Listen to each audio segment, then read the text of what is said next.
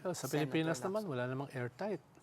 Di ba? Eto ngang si Oo nga. Bong Revilla, Yes. nabigyan ng... You know, worrisome yun because the ombudsman is saying na kaya it's taking time because he wants the cases to be airtight. And here, he is out on bail. Yes. So- At ito kasing kaso niya is malversation with falsification of public documents which is non-bailable. No? Hindi ko alam kung ano yung specific na sinasabi Non-bailable ng Sandigan Bayan na hindi siya ganun ka-strong Yes. yung kaso. Hindi ko alam yung proseso niyan, pero baka may mag-appeal din yan dahil nga non-bailable yan. Kung mahina yung kaso, edi dun sa hatol.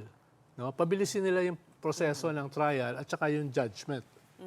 Pero hindi natin alam yan. No? Parang that's medyo setback yan for the ombudsman, di ba?